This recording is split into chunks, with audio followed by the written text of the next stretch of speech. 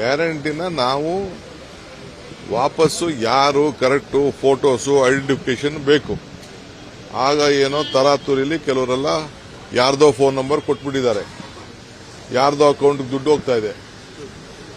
ನಮಗೆ ನೇರವಾಗಿ ಕರೆಕ್ಟಾಗಿ ಅವ್ರ ಅಕೌಂಟ್ಗೆ ದುಡ್ಡು ಹೋಗಬೇಕು. ಯಾರ್ಯಾರೋ ಡ್ರಾ ಮಾಡ್ತಾ ಇದ್ದಾರೆ, ಅದೆಲ್ಲ ನಮ್ಮ ಹತ್ರ ಎಲ್ಲ ದಾಖಲೆ ಇದೆ. ಆಮೇಲೆ ಕರ್ನಾಟಕದವ್ರಿಗೆ ನಾವು ಈ ಗ್ಯಾರಂಟಿ ಕೊಡ್ತಾ ಇರೋದು, ಹೊರಗಡೆ ರಾಜ್ಯದವ್ರಿಗೆ ಗ್ಯಾರಂಟಿ ಕೊಡ್ತಾ ಇಲ್ಲ. ಬಸ್ಸಲ್ಲಿ ಕರೆಂಟು ಕೂಡ ಕರ್ನಾಟಕ ರಾಜ್ಯದಲ್ಲಿ ಯಾರು ವೋಟ್ ಇದೆ ಅವ್ರಿಗೆ ಕೊಡಬೇಕು.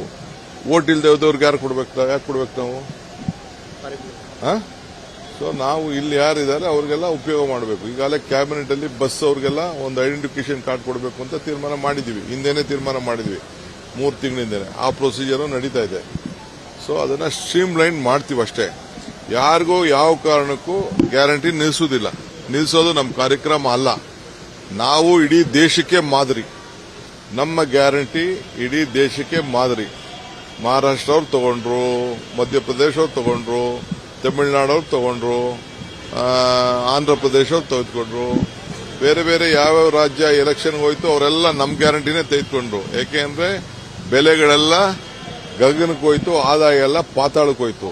ಈಗೂ ಎಲ್ಲದಕ್ಕೂ ಆದಾಯ ಪಾತಾಳಕ್ಕೆ ಹೋಗ್ತಾ ಇದೆ. ಈ ಸಂದರ್ಭದಲ್ಲಿ ಗ್ಯಾರಂಟಿ ಯಾರಿಗೂ ನಿಲ್ಲಿಸಲ್ಲ. ಬಟ್ ಯಾರು ಕರೆಕ್ಟ್ ಆಗಿದ್ದಾರೆ ಅವ್ರು ತಲುಪಬೇಕು, ಅವ್ರು ಉಪಯೋಗಿಸ್ಕೊಳ್ಬೇಕು. ಕೆಲವರು ಏನ್ ಮಾಡ್ತಾ ಇದ್ದಾರೆ, ಇದನ್ನ ಈ ಪೋಂಜಿ ಸ್ಕೀಮ್ಗೆ ಆ ದುಡ್ಡು ಹೋಗ್ತಾ ಇದೆ, ಮಿಸ್ಯೂಸ್ ಆಗ್ತದೆ. ನಾವು ಬದುಕಲಿ ಅಂತ ಕೊಟ್ಟಿದ್ದೀವಿ. ಅವನು ಯಾವ ಸಾಲ ಕೊಟ್ಬಿಟ್ಟು ಅವನು 2%, 36% ಬಡ್ಡಿ ಕೊಡ್ತೀನಿ, 40% ಬಡ್ಡಿ ಕೊಡ್ತೀನಿ ಅಂತ ಅಂದ್ಬಿಟ್ಟು ಪ್ರತಿ ತಿಂಗಳನ್ನು ಕಟ್ಸ್ಕೊತಾ ಇದ್ದಾರೆ.